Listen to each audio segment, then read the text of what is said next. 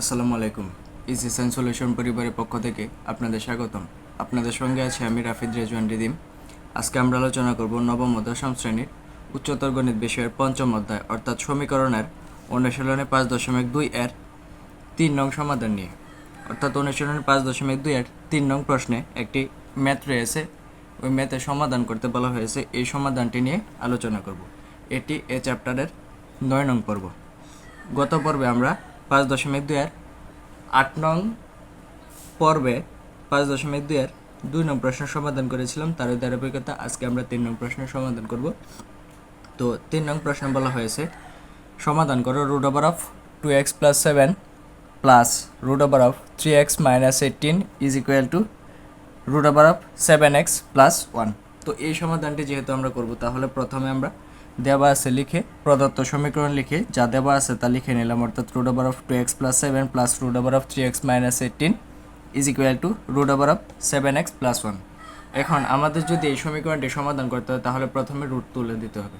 Root তুলতে হলে আমাদের বর্গ করতে হবে। তো প্রথমে আমরা উভয় পক্ষকে বর্গ করে দিলাম। তাহলে যা ছিল তা লিখে, অর্থাৎ √2x + 7 plus √3x - 18 whole square is equal to √7x + 1 whole square. এখন এই √2x + 7কে যদি আমরা এ এবং √3x - 1কে যদি আমরা বি ধরি, তাহলে আমরা a + b হোল স্কোয়ারের সূত্র অ্যাপ্লাই করতে পারি। এখন আমরা এই a + b হোল স্কোয়ারের সূত্র অ্যাপ্লাই করলাম। a + b হোল স্কোয়ার সমান জানি a স্কোয়ার, অর্থাৎ √2x + 7 whole square plus 2ab, অর্থাৎ এ ধরলাম আমরা √2x + 7, বি ধরলাম আমরা √3x - 18 plus B square. B square মানে আমাদের √3x - 18 ইজ ইকুয়াল টু, এখানে রুট স্কোয়ারে কাটা রইল হচ্ছে 7x + 1। আশা করি এই লাইনটি আপনারা বুঝতে পেরেছেন। এই লাইনে শুধুমাত্র আমরা সূত্র অ্যাপ্লাই করলাম। এখন এখানে রুট স্কোয়ারে কাটা যায়, থাকে হচ্ছে 2x + 7 প্লাস 2 ইন্টু এখানেও রুট রয়েছে, এখানেও রুট রয়েছে। এই দুটি রুট থেকে একটি রুট দিয়ে রুটের ভিতরকার অংশগুলো আমরা একসাথে গুণাকারে লিখতে পারি।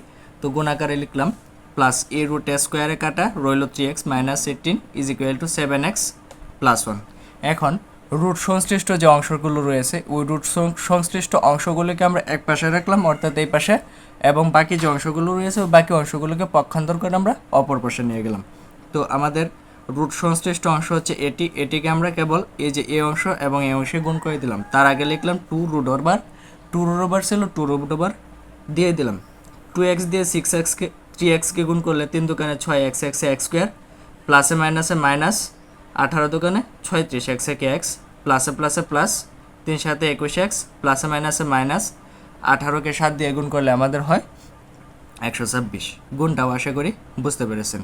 তো এই পাশে ছিল 7x + 1, এই 7x + 1 প্লাসের 2x এ পাশে আসছে, হয়ে গেছে মাইনাসের 2x, প্লাসের 7 এ পাশে আসছে, হয়ে গেছে মাইনাসের 7, প্লাস 3x ছিল এ পাশে আসছে, হয়ে গেল মাইনাসের 3x।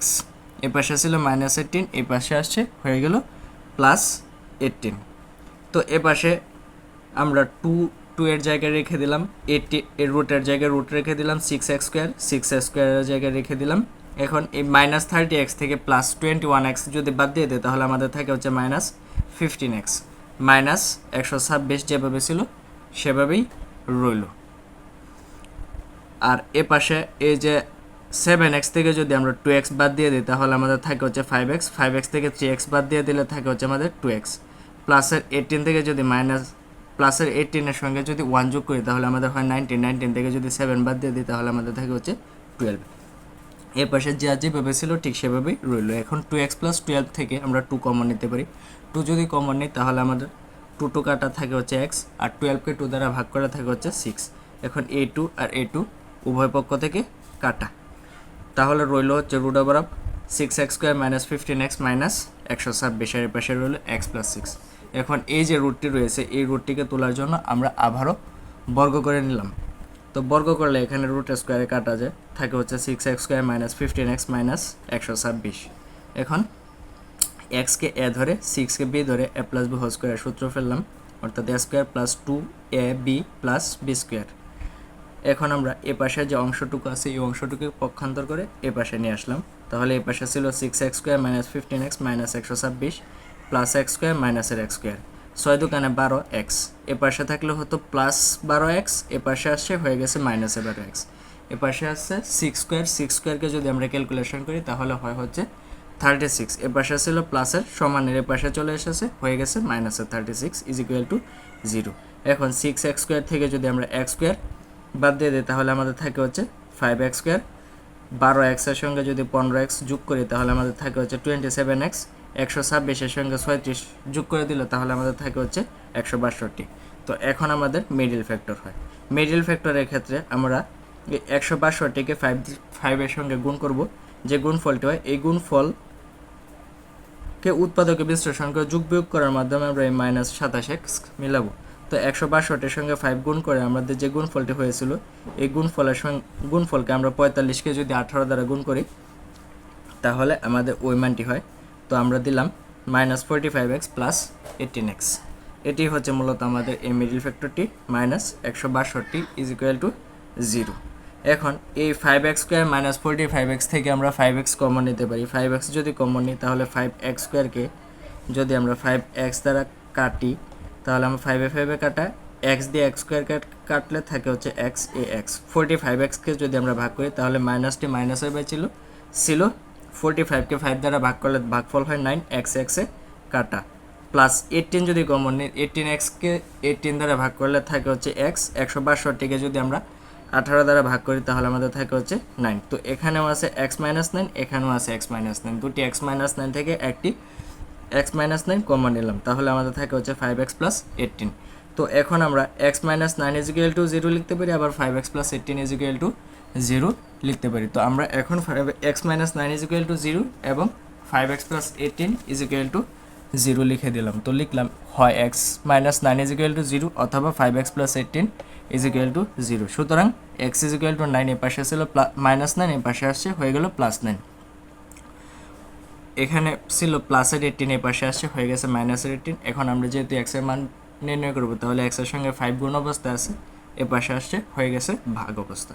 তো x এর মান হচ্ছে এদিকে x = -18/5। তো এখন আমরা x এর দুটি মান পেলাম, একটি মান হচ্ছে এটি x = 9, আবার একটি মান হচ্ছে x = -18/5। এখন আমাদের সমীকরণের শুদ্ধি পরীক্ষা করতে হবে। রুট সংশ্লিষ্ট সমাধান থাকলে শুদ্ধি পরীক্ষা করে পরে আমাদের ওই সমাধানের ফল বের করতে হয়। তো শুদ্ধি পরীক্ষা আমরা লিখলাম x = যদি 9 হয় তখন আমাদের বাম পক্ষ 2 × 9 অর্থাৎ x এর জায়গায় বসিয়ে দিলাম 9 + 7 প্লাস √3 × 9, x এর জায়গায় 9 বসিয়ে দিলাম -18। এখন 2 সঙ্গে যদি আমরা 9 গুণ করি তাহলে আমাদের হয় 18। 18 সঙ্গে আমরা যদি 7 যোগ করে দিই তাহলে আমাদের হয় হচ্ছে 25। 3 এর সঙ্গে 9 গুণ করলে আমাদের হয় 27। 27 থেকে 18 বাদ দিয়ে দিলে থাকে হচ্ছে আমাদের 9। √25 সমান আমরা জানি 5, আবার √9 সমান 3। 5 এর সঙ্গে যদি 3 যোগ করে দিই তাহলে আমাদের হয় 8। এবং আমাদের ডান পক্ষে ছিল √7x + 1। 7 এর জায়গায় 7, x এর জায়গায় 9 + 1। 7 এর সঙ্গে যদি 9 গুণ করি তাহলে আমাদের হয় 63। 63 সঙ্গে 1 যোগ করলে আমাদের হয় 64। 64কে যদি রুট করি তাহলে আমাদের হয় 8। তাহলে আমরা দেখতে পাচ্ছি বাম পক্ষ আমাদের মান আসলো 8 এবং ডান পক্ষ আমাদের মান আসলো 8। তার মানে আমরা বলতে পারি বাম পক্ষ সমান ডান পক্ষ। যেহেতু বাম পক্ষ সমান ডান পক্ষ মিলে গেল তাহলে আমরা বলতে পারি x = 9 এই সমীকরণের একটি মূল। এখন আমাদের আরেকটি মান ছিল x = -18/5। এই x = -18/5 দিয়ে সমীকরণের ক্যালকুলেশন করব। তো বাম পক্ষ আমরা লিখলাম x = -18/5 হলে বাম পক্ষ √2 × x এর জায়গায় -18/5 + 7 + 3 √3 × x এর জায়গায় -18/5 -18। তো এখন এখানে আছে প্লাস, এখানে আছে মাইনাস, প্লাস আর মাইনাসে যদি গুণ করি তাহলে প্লাসে মাইনাসে হয় মাইনাস। 18 সঙ্গে 2 গুণ করলে হয় 36, নিচে 5 আছে এই 5 +7 +7, আর এ পাশে আছে 3 আর এখানে আছে 18, এখানে প্লাস এখানে মাইনাস, প্লাস আর মাইনাসে যদি গুণ করি তাহলে আমাদের হয় হচ্ছে মাইনাস। এই মাইনাসটি এখানে লিখে দিলাম, আর 18 সঙ্গে যদি 3 গুণ করে দিই তাহলে আমাদের হয় 54। নিচে ছিল 5, 5 এর জায়গায় 5, -18 ছিল -18। তো এখন আমরা এই অংশ থেকে 5 লসাগু নিতে পারি, এখান থেকেও 5 লসাগু নিতে পারি। তো এখানেও 5 লসাগু নিলাম, এখানেও আমরা 5 লসাগু নিলাম।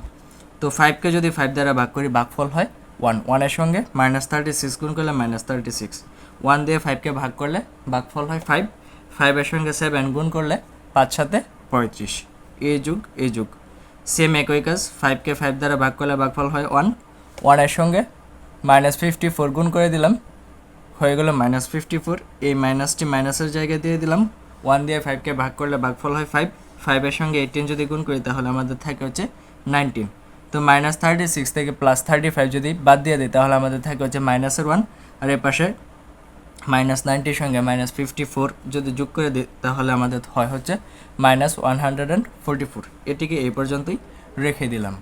পরবর্তীতে আমরা ডান পক্ষে ক্যালকুলেশন করলাম, ডান পক্ষে x এর জায়গায় কেবল x এর মানটি বসিয়ে দিলাম, এখন 7 সঙ্গে 18 গুণ করে দিলাম, হলো আমাদের -126, কারণ প্লাসে মাইনাসে মাইনাস, 7 আর 18 গুণ করলে 126 হয়। সেম একই কাজ করলাম, 5 হচ্ছে লসাগু, 5কে 5 দিয়ে ভাগ করলে ভাগফল হয় 1, 1 এর সঙ্গে 126 গুণ করে দিলাম, 126 একে 126, এখানে ভাগফল হয় 5, 5 এর সঙ্গে 1 গুণ করলে হয় হচ্ছে 5 একই 5। এখন 126 থেকে মাইনাসের 126 থেকে +5 যদি বাদ দিয়ে দিই তাহলে আমাদের থাকে হচ্ছে -121/5। তো আমাদের বাম পক্ষের মান এবং ডান পক্ষের মান মিলেনি, অতএব আমরা বলতে পারি বাম পক্ষ নট ইজ ইকুয়াল টু ডান পক্ষ, তার মানে এই সমীকরণটি শুদ্ধ নয়। যেহেতু এই সমীকরণটি শুদ্ধ নয়, অতএব আমরা বলতে পারি x ইজ ইকুয়াল টু -18/5 প্রদত্ত সমীকরণের একটি মূল নয়। যেহেতু আমাদের x ইজ ইকুয়াল টু 9 এর কারণে প্রদত্ত সমীকরণের শুদ্ধি পরীক্ষা মিলেছিল, তাহলে আমরা বলতে পারি x ইজ ইকুয়াল টু 9 এই সমীকরণের একটি সমাধান। অতএব আমরা লিখলাম নির্ণয়ের সমাধান x ইজ ইকুয়াল টু 9।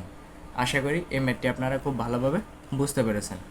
যদি এই ম্যাথটি আপনাদের বুঝতে কোনো অসুবিধা হয় তাহলে অবশ্যই কমেন্ট করে জানিয়ে দিবেন। ভিডিওটি ভালো লাগলে আপনার বন্ধুদের সঙ্গে শেয়ার করবেন। পরবর্তীতে আরও একটি নতুন ভিডিও নিয়ে আসার পূর্ব পর্যন্ত সকলে ভালো থাকবেন, সুস্থ থাকবেন। আজকের মতো এই পর্যন্তই। আসসালামু আলাইকুম।